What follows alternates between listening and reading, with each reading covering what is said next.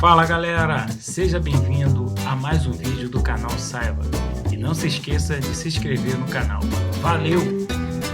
E Pondé, hoje quando a gente olha um filósofo, vamos dizer assim, filósofo de 2021, para um filósofo de 2.500 anos atrás, quais são as semelhanças e quais são as não semelhanças?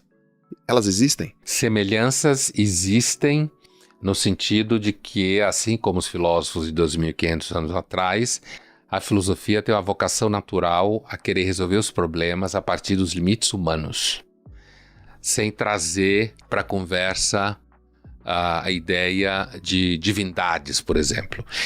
Sem trazer. Sem trazer. Existe uma parte da filosofia, que é a filosofia da religião, que você estuda a religião, mas não do ponto de vista da fé. Tá bom. A gente fala. A teologia estuda do ponto de vista da fé. E o Sócrates foi condenado por ateísmo. Sim. Né? Então, ali já havia uma tensão entre os filósofos e a religião do Estado ateniense, da polis, o politeísmo da polis, né? Uhum. Então, isso é uma semelhança que continua existindo, essa tensão entre a formação filosófica e, digamos, grosso modo, a ideia de acreditar no invisível, no divino, ou elementos extra-humanos que agem sobre a realidade humana. Claro que existem os elementos naturais. Também é semelhante o fato de que filósofos estão sempre fazendo perguntas, que a gente aprendeu com os filósofos anteriores, né? Agora, diferente, tem um monte de coisa, né? A gente continua circulando por áreas como política. O Platão fundou as áreas, política, própria filosofia da religião, filosofia da linguagem, filosofia da sociedade, psicologia, epistemologia, que é a teoria da ciência, como a gente fala hoje, epistemologia. Mas, assim, você tem diferenças. Por exemplo, hoje a gente tem uma sociedade de mídia, né?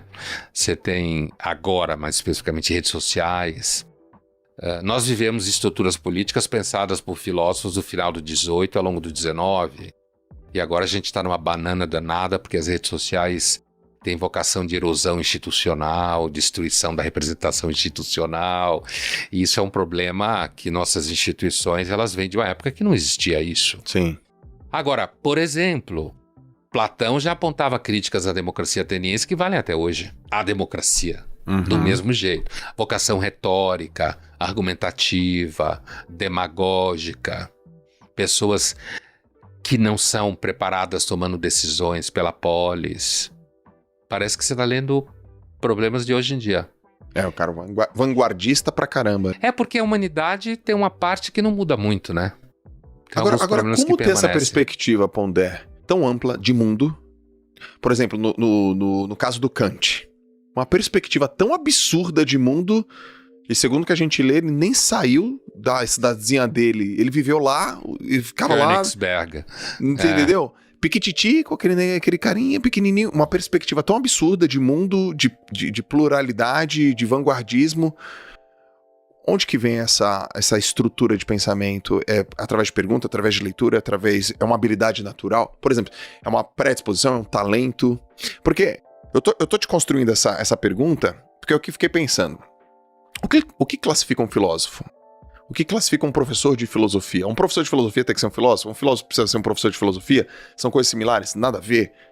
Porque eu cresci vendo o meu pai me falar isso. Meu pai, negro, foi até o segundo colegial, nordestino, pobre pra caramba, mas eu via meu pai lendo. Eu via lendo. E eu tinha, sei lá, uns 10 anos de idade, e ele fala assim: Joel, você precisa saber perguntar por que o mundo existe, você precisa saber perguntar por que as coisas são desse jeito. Eu achava horrível, cara. Eu falava, sabe, Pondé, cara, o que meu pai tá falando? Cara chato. Ele abriu um jornal, aquele negócio daquele tamanho, cruzava a perna. Eu falei, o que tem de legal aí? Aí ele tinha umas coleções, sei lá, Martin Luther King, Madre Teresa de Calcutá, Maomé, Agatha Christie. Eu falei, cara, o que esse cara tá fazendo? Só que hoje eu vejo a robustez e a envergadura dele. Por isso que eu comecei falando da questão da saudade. Meu pai foi a primeira pessoa que eu lembro, que eu me recordo, que me fez pensar, me provocava a pensar, né? Eu posso considerar ele um filósofo? Então. Nossa, ficou um troço gigante que eu falei aqui, né? filósofo, filosofia, a origem do cara, Kant. É. Eu joguei tudo aqui, mas tá bom. Então, você pode dizer que seu pai tinha inquietações filosóficas. Até você pode dizer que se ele tivesse em Atenas, ele podia ser um filósofo, porque não existia diploma. Certo? O que aconteceu é que a filosofia, como todas as áreas de conhecimento, elas acabaram sendo normatizadas. Beleza. Isso acontece no século XIX. Apesar de que tem professores de filosofia na Idade Média, e você tinha que defender aquilo que a gente chamaria tese hoje, né? Doutorado, que a gente chama hoje. Então, para ser doutor em teologia sacra, que na realidade era teologia e filosofia, Oxford, Sorbonne, Salamanca, Bolonha, na Itália, as primeiras universidades europeias. Mas a partir do século XIX, o ensino da filosofia começou a ser normatizado. Então, você estudava filosofia e daí você dava aula de filosofia. Então começou aquilo que a gente conhece hoje, né? Schopenhauer vai criticar muito isso, inclusive. E aí surge a profissão de filósofo. Remunerada, sistematizada. Professor pago que tem alunos e cumpre uma certa liturgia institucional, que dá aula não sei aonde, troca de emprego, né? Na época do Platão, do Aristóteles, não existia isso. Então, a descrição que você deu do seu pai é de alguém que tinha uma sólida crença na formação intelectual, acreditava que uma pessoa deveria ler. Sim. E deveria fazer perguntas. O meu pai, ele falava para mim uma coisa, para mim e para minhas duas irmãs, ele falava que quando duas pessoas inteligentes se encontram, a pergunta que uma faz para a outra é: que livro você está lendo? Certo? Então, assim, você tem que estar lendo livros o tempo todo. Se acabar um, começa outro. Acabar um, começa outro. Então, apesar que ele era médico, né? Eu digo apesar no sentido que ele não era da área da filosofia, ele tinha uma formação humana gigantesca, mas também era um médico de uma geração que hoje é médico mais técnico. Sim. Do que qualquer outra coisa. Então, eu diria que teu pai, digamos assim, apresentava uma certa sintomatologia de alguém que poderia ser um filósofo, entendeu? Com o tipo de perguntas e o tipo de conversa que ele tinha com você. Sabe por quê? Olha só, olha o que ele fazia, Pondé. Iam meus amigos, eu fui nadador, né? Então iam meus amigos da natação em casa. Amigos e amigas. Aí ele chegava e falava assim, sei lá, vou pegar aqui a Stephanie, uma amiga minha. Dele, quem é você? Ela assim, meu nome é Stephanie. Dele, não, mas eu não perguntei seu nome. Quem é você? Isso é pergunta de filósofo. Sabe? Né? Eu achava aquilo um porre. Eu sou nadador. Não, eu não perguntei o que você faz. Eu perguntei quem é você. Quem é você? Puta, pai, que saco, eu tô passando vergonha. E ele fez de propósito, sabe? Tipo, tio, para com isso. O nome dele era Joel também, né? Tio, para com isso. Aquilo eu achava um porre. Hoje, cara, eu amo, sabe? Tipo, eu acho tão legal, por isso que dá saudade. Então essa é uma sintomatologia. Eu usei como uma metáfora, né? Tá. Sintomatologia, mas assim, que a gente tava falando de medicina, mas assim, esse tipo de pergunta, quem é você? Ele estava perguntando, em termos técnicos filosóficos, qual é a substância que faz você ser o que você é e não outra pessoa. Perfeito. E é claro que isso, para responder essa pergunta, você tem aí um caminhão de questões que você tem que dar, porque tem elementos psicológicos, neurológicos, sociais.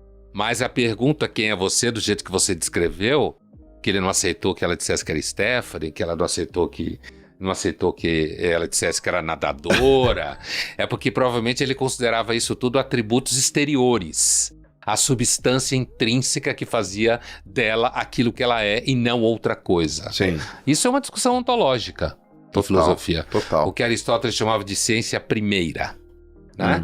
Tudo começa em você conseguir determinar qual é a substância, a ousia, como eles falam, que caracteriza um ser sendo o que ele é e não outro ser. É claro que essa é uma discussão que vai às raias, né? Agora, a parte do Kant, eu acho, Joel, que existe um certo temperamento, assim como tem gente que é artista, tem gente que se comunica muito bem, gente que tem cabeça para negócio, gente que tem cabeça para engenheiro. Eu acho que tem um certo temperamento, muitas vezes contemplativo, que vê o mundo de um jeito esquisito, que olha para coisas que normalmente as outras pessoas não olham. E é por isso que você tem um cara como Kant, que tem até uma piada que se falava na faculdade, na USP, que era assim, imagina que a Unesco pediu um tratado sobre elefantes, e aí chamou um filósofo inglês, um francês e um alemão. O inglês viajou pela África, pela Índia, ficou um ano viajando, depois escreveu um artigo de 10 páginas sobre o elefante. O francês se concentrou na temática reprodutiva do elefante. O elefante, o amor, a vida sexual dos elefantes. O alemão ficou dentro de casa, nunca saiu do quarto, nunca viu um elefante na vida, escreveu uma obra de 1000 páginas, cujo título era Introdução à Representação de todo elefante possível. Né? Então, assim...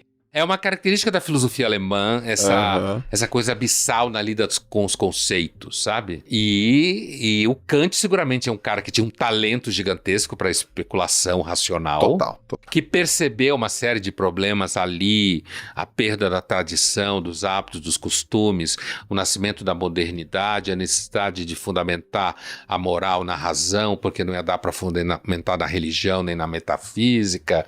Então ele está ali no final do século XVIII, né? Ele teve umas intuições muito poderosas, escrevia especulativamente muito bem e estava em diálogo e lendo muitos filósofos. Você não consegue fazer filosofia sem ler muito filósofo. Não existe isso. Não existe isso. E ele tem ali uma formação, seja em filosofia grega, seja em filosofia medieval, seja em filósofos mais próximos, Sim. todo o iluminismo francês que veio antes dele, o Jean-Jacques Rousseau, filosofia inglesa. Então, é uma atividade que requer um certo temperamento e uma capacidade de erudição gigantesca. Sim. Para fazer filosofia.